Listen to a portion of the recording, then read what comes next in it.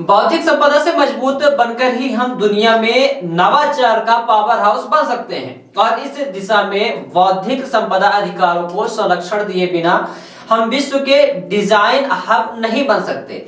बौद्धिक संपदा हमारे देश की प्रगति की आधारशिला है।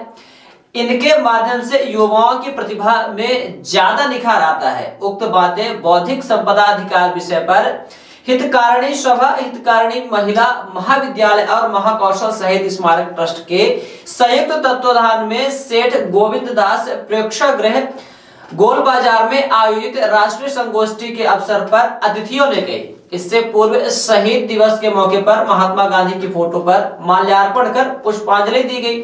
मुख्य वक्ता बायो डिजाइन इंफॉर्मेशन सेंटर और एएससी रादू विश्वविद्यालय के डायरेक्टर डॉक्टर एस संधू ने कहा कि बौद्धिक संपदा अधिकारों का संरक्षण startup India, make in India और डिजाइन इन इंडिया की सफलता के बेहद आवश्यक है।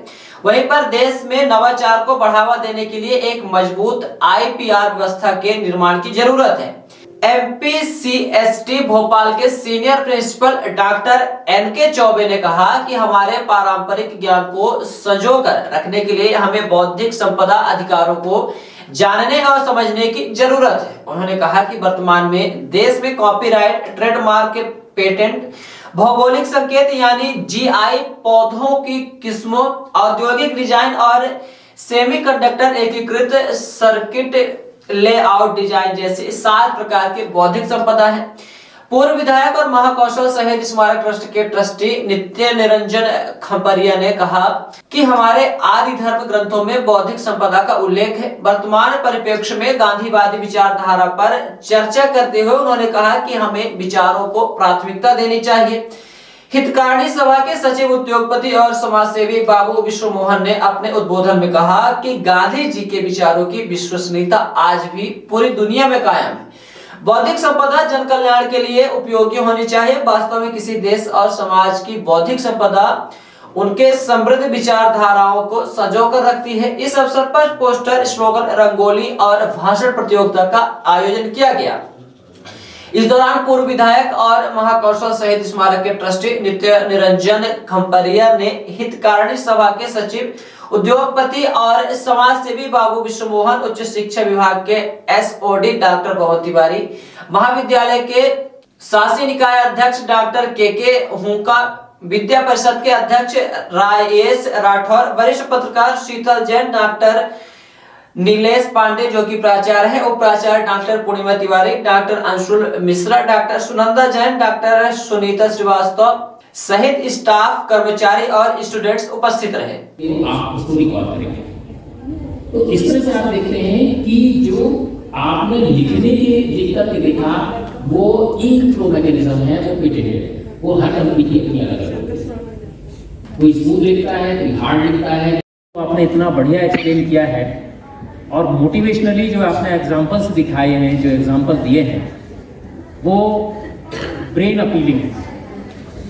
मुझे लगता है कि हमारे जो बच्चे हैं, हमारी जो फैकल्टी है, वो जरूर इनसे इंस्पायर होकर के जल्दी ही आपके पास, हमारे पास में अप्रोच करेगी कि किस तरह का आईपीआर जो है हमने जनरेट किया है और इसको हम किस तरह से अप्लाई करें।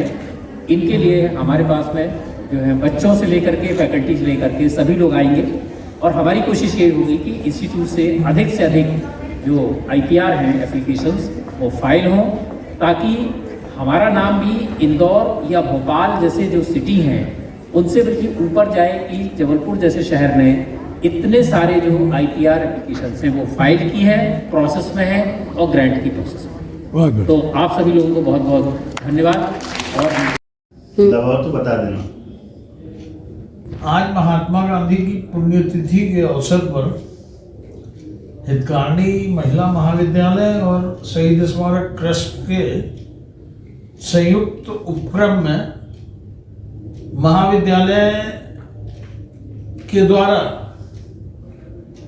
एक कार्यशाला रखी गई जिसका विषय था बौद्धिक संपन्नता का अधिकार।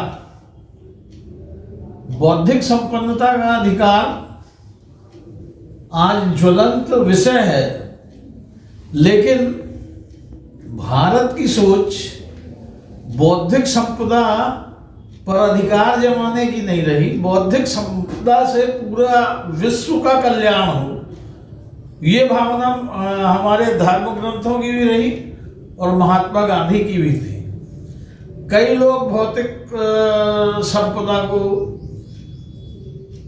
अपना अधिकार मानते हैं, वो ठीक है, लेकिन बौद्धिक जो संपन्नता है वो समाज के लिए है, विश्व के लिए है, सबके लिए है। ये महात्मा गांधी की सोच थी। लेकिन जिस तरह से हमारे देश की बौद्धिक संपदा का अपहरण हुआ है, जिस तरह से हमारे देश की बौद्धिक संपदा का दोहन दूसरे देश के लोगों ने अपने नाम से पेटेंट करा के किया है, वो आज चिंता का विषय है।